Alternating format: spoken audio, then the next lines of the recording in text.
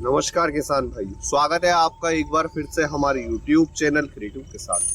जब हमने आप सभी किसान भाइयों से एक कम्युनिटी पोस्ट के माध्यम से पूछा था कि अगला वीडियो आप किस टॉपिक पर देखना चाहते हैं, तो 52% किसान भाइयों ने अक्टूबर, नवंबर, दिसंबर के महीने में हम किन फसलों की नर्सरी लगा सकते हैं, इस विषय पर अपना बहुमत दिया था। इसलिए आप सभी किसान भाइयों के आदेश पर आज हम आपको इस वीडियो के माध्यम से बताएंगे कि हम अक्टूबर, नवंबर, दिसंबर के महीने में किन किन फसलों की नर्सरी लगा सकते हैं। इसके साथ वीडियो में मैं आपको यह भी जानकारी दूंगा कि हम इन फसलों के लिए कौन से बीजों का चयन करें ठंड के सीजन में। अक्टूबर, नवंबर, दिसंबर के महीने में हम कुल 5 फसलों की नर्सरी लगा सकते हैं। हम इन फसलों के ऊपर एक एक करके वीडियो में आगे बात करेंगे और जो हमारे 5वें नंबर की फसल है उससे आप काफी अच्छी आमदनी ले सकते हैं और उसकी बुआई का सही समय अक्टूबर, नवंबर, दिसंबर का महीना ही है।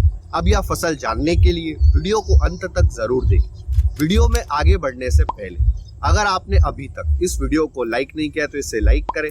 हम इस वीडियो पर 1500 लाइक्स का टारगेट लेकर चलते हैं, तो फटाफट से लाइक करके टारगेट को कंप्लीट करें। और अगर आप हमारे चैनल पर नए हैं तो इसे सब्सक्राइब अवश्य करें। आते हैं हमारी पहली फसल फूल गोभी पर। आप अक्टूबर, नवंबर, दिसंबर इन तीनों ही महीनों में फूल गोभी की नर्सरी लगा सकते हैं। फूल गोभी की नर्सरी ठंड के सीजन में 25 से 30 दिन में ट्रांसप्लांटिंग के लिए तैयार हो जाती है, यानी कि आप नवंबर के महीने में फूल गोभी के पौधों की ट्रांसप्लांटिंग अपने खेत में कर सकते हैं। बात करें अगर ठंड के सीजन में फूल गोभी के बीज के चुनाव की, तो आप सेमिनस गिरिजा और क्लॉस कंपनी की माधुरी के सीड्स का चुनाव कर सकते हैं। फूल गोभी की फसल के बाद में आते हैं हमारी दूसरी फसल पत्ता गोभी पर। फूल गोभी की तरह ही आप अक्टूबर, नवंबर, दिसंबर के महीने में पत्ता गोभी की नर्सरी लगा सकते हैं। पत्ता गोभी की नर्सरी भी 25 से 30 दिन में ट्रांसप्लांटिंग के लिए तैयार हो जाएगी। पत्ता गोभी के लिए आप ग्रीन वोयाजर के सीड्स का चुनाव कर सकते हैं। फूल गोभी, पत्ता गोभी के बाद में आते हैं हमारी तीसरी फसल बैंगन पर। आप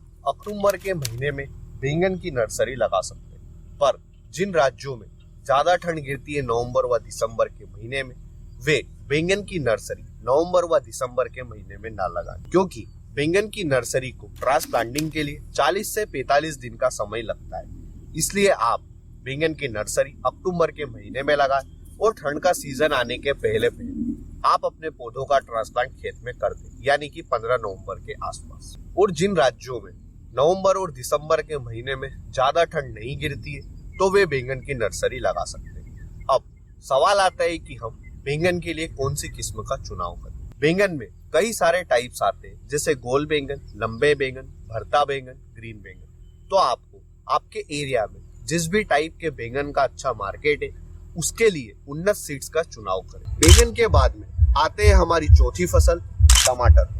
आप अक्टूबर के महीने में टमाटर की नर्सरी लगा सकते हैं। हमने टमाटर की नर्सरी 7 सितंबर को लगाई थी और अभी हमारी टमाटर की नर्सरी ट्रांसप्लांटिंग के लिए तैयार है, यानी 24 से 25 दिन के अंदर अंदर हमारी टमाटर की नर्सरी ट्रांसप्लांटिंग के लिए तैयार हो गई। आप अक्टूबर के महीने में टमाटर की नर्सरी अक्टूबर के फर्स्ट वीक में ही लगा दें, क्योंकि ठंड का सीजन आने के पहले पहले टमाटर के पौधे खेत में ट्रांसप्लांट हो जाने चाहिए। और भारत के अधिकतर राज्यों में दिसंबर के महीने में कड़ाके की ठंड गिरती है, यानी कि नवंबर के महीने की शुरुआत में ही आप टमाटर के पौधों का खेत में ट्रांसप्लांट कर सकते हैं। इससे आपकी टमाटर की फसल ठंड से भी प्रभावित नहीं होगी। आप टमाटर के लिए ठंड के सीजन में सीजनता हिमसोना के सीड्स ले सकते हैं, लेकिन आपको भी हमारी तरह सीजनता हिमसोना के सीड्स नहीं मिलते, तो आप सेमिनस अभिलाष के बीजों का चुनाव कर सकते हैं। हमने भी सेमिनस अभिलाष के बीजों का ही चुनाव किया था।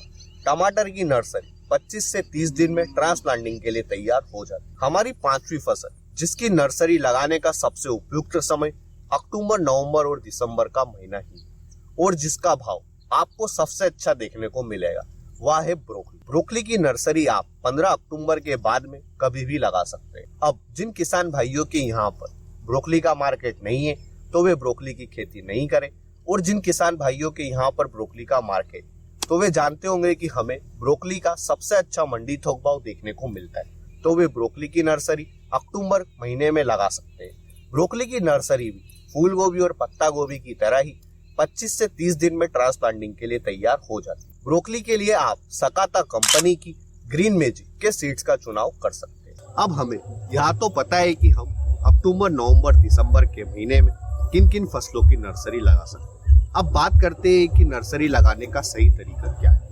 आप इन फसलों की नर्सरी 2 विधियों के माध्यम से लगा सकते हैं। पहली हमारी छिड़कन विधि।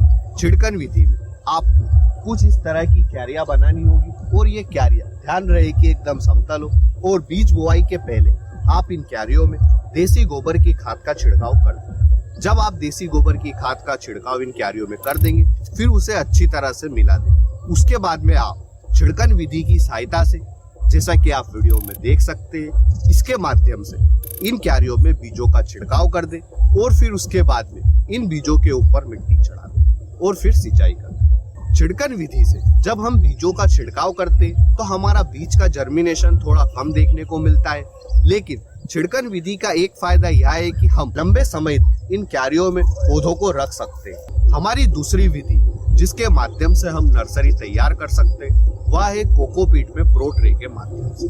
आप कुछ इस तरह से प्रो ट्रे में कोकोपीट को डाल दें और फिर आधा इंच से भी कम होल करके इनमें एक एक करके बीज डाल दें और उसके बाद में वापस से कोकोपीट की एक लेयर चढ़ा दें और फिर आप सिंचाई कर दें। जब हम प्रो ट्रे में कोकोपीट के माध्यम से नर्सरी तैयार करते तो इसके कुछ फायदे भी मिलते हैं और इसके कुछ नुकसान भी है। फायदों में यह है कि हमारे बीज का जर्मिनेशन 80 से 90% तक होता है और हमारे बीज खराब नहीं होते। और इसका दूसरा फायदा यह है कि हमें खरपतवार नहीं निकालने पड़ते।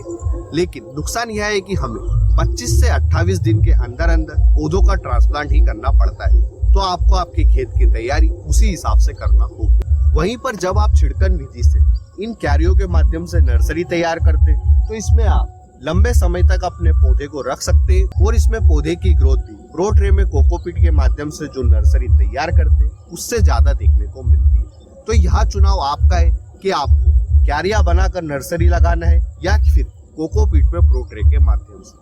हाँ, एक बात हो, जब हम कोकोपीट में प्रो ट्रे के माध्यम से नर्सरी तैयार करते तो इसमें हमारा समय काफी ज्यादा लगता है। हमने पिछले साल कोकोपीट में प्रो ट्रे के माध्यम से ब्रोकली की नर्सरी तैयार करी और इसमें हमने सिर्फ 10 ग्राम बीजों का ही चुनाव किया था और हमारा काफी ज्यादा समय गया।